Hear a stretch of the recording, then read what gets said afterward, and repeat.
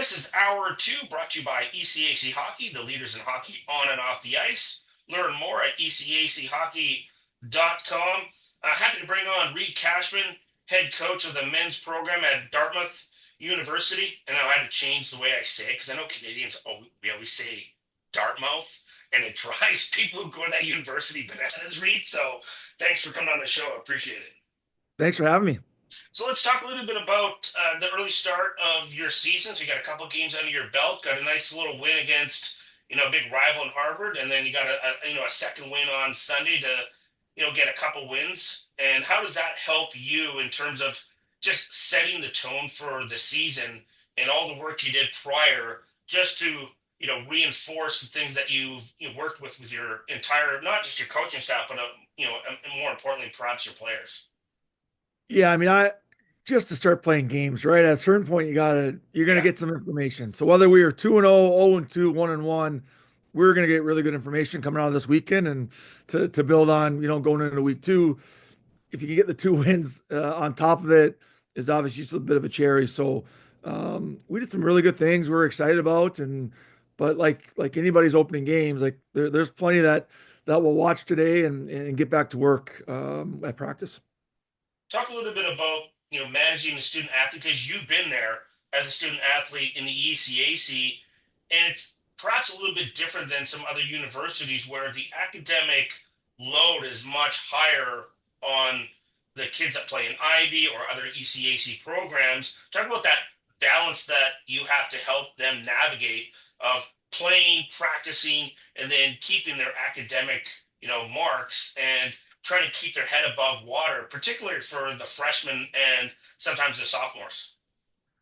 Yeah, I don't know. I mean, I think at the end of the day, we really prioritize high character, high compete, in both on the ice and off. And once our guys get to Dartmouth, it's a life-changing degree, and they create relationships that are going to last again for the next 40 or 50 years. And but I don't know if the load is that much more than when I was a student athlete and anybody else. I mean, our guys come to Dartmouth to play hockey, and they're high achievers, and they have aspirations to play afterwards, and they have aspirations to have a ton of success. And then because of the character and the compete, they want to do well in the classroom as well. And again, I think the one of the great things that come out of Dartmouth is developing leaders in whatever industry they choose. And like I said, we want to help them max out their hockey career, but hockey is going to end, whether it's 22 or 32 or 42, and then they're going to have the rest of their lives to have this unbelievable degree. Talk a little bit about the different players that you have on your roster from different nations, and this is becoming more prevalent. It used to be most primarily American, and then you got a smattering of Canadians, and then there seems to be a few more Canadians, but they got a player from Russia, you got a player from Finland. Talk about integrating those different types of players into your team, and is that as seamless as you would hope it to be, or are there some challenges that go along with that? I would say again, if I just go back to our staff and recruiting, again, character and compete, and then hockey IQ, it doesn't much matter, right? If it's a Russian, a Finn, Norwegian, Canadian, or American, right? The characteristics are the same. So from that standpoint, it's been seamless. I think Jason Tapp and Brian Fahey, and now Byron Poole, and then before that, Troy Thibodeau and Stavros Pescara. So I've been lucky to have really unbelievable assistants. We've just made a decision that we're going to go anywhere, and we're going to really grind on the road to bring in the best possible student athletes to Dartmouth. And then once they get here, we're going to work our butts off to develop them. And like I said, we're Stephen Townley's a captain for us. He's from 20 minutes up the road in Woodstock, Vermont. And then Nikita Nikoras from St. Petersburg, Russia, and everywhere in between. Yeah, and I think that's interesting that college does that along with obviously some junior teams too. And do you think that adds an element to your roster that if you were just say it was just all Americans, does it add something special and unique to just to see the world or the game of hockey from different perspectives and different development programs that these players come from? Yeah, I think that's probably the just the background that all these kids come from, and what environment they were raised in, both on the ice and off the ice. and then everyone chooses to come to Hanover, and now all of a sudden we have this melting pot of 28 players and four coaches. And I was raised in this community-based Minnesota model, right? Like the same kids I played with at 8 years old, I played with at 18 until I left for juniors. And then again, I go Nikita Nakora, he had to leave at 15, leave Russia at 15 to go to Notre Dame up in Sask. And everyone has this different paths. And I think that makes our locker room, and I think that makes Dartmouth, like we believe a lot in diversity and bringing different ideas together. And when they gel and when they combine, like we felt like we did last year, and hopefully the plan is to do that again this year, it just makes us that much stronger because of the backgrounds. Do you find that you and your coaching staff get together and really talk about different leaders on the team and helping these young men become leaders in their own way? Some guys are a little bit more vocal, and some guys are a little bit less, and do things by work ethic and by example. Do you guys sit down and have conversations about trying to like pull that leadership or enhance that leadership in the individual so that they all become leaders, and it's not just thrown on the back of like a captain or assistant captains, that you guys are all leaders because at some point in your life you're going to be a leader somewhere.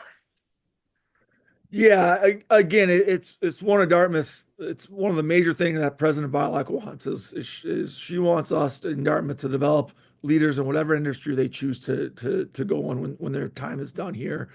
We spend a lot of time. I had um, a relationship with a Navy SEAL a long time ago, and when it comes to leadership, and I think I was probably a little bit naive of, yeah, you just give a senior a letter and say, hey, go be a leader.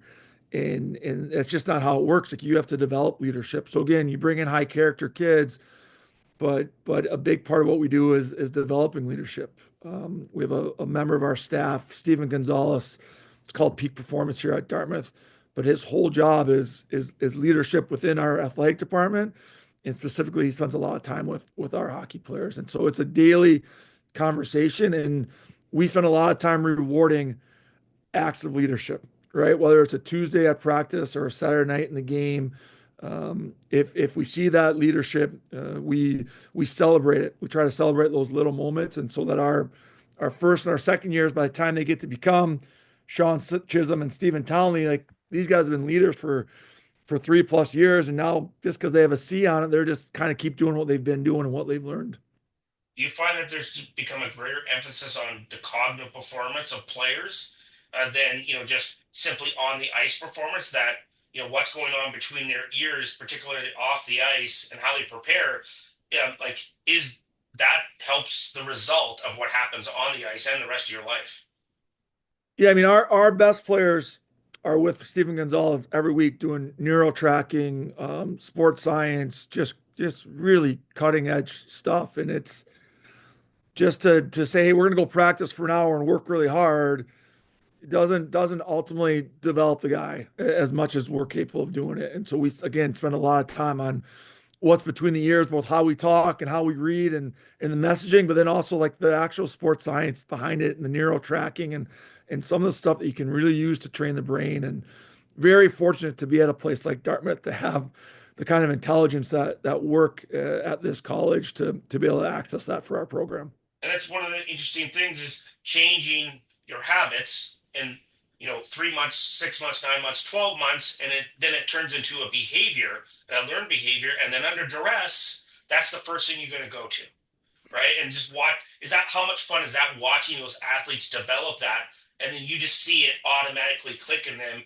and they may not even realize it or notice it. Yeah, there's an awesome book called The Power of Habit that I read a few years ago, and they talk a lot about that as of you have to create new habits. You can't really get rid of old ones, but you can create new ones that overpower the old ones, right? And yeah, it's been pretty fun to watch some of our returning guys that have created these habits that we really value at Dartmouth, and it's just second nature. And then the next step to that has been our incoming guys.